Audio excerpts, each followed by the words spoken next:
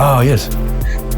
So in the advisor world in New Zealand, I guess, I think I'm told about 90% of mortgage advisors come from a banking background.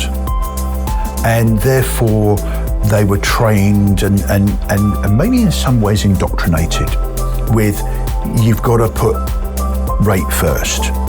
You've got to do this, you've got to do that. And so they're what I call a GP. A general practitioner as an advisor, and there's nothing wrong with that. However, if you or I go to our GP and they go, everything's fine, hunky-dory, that's it, lovely.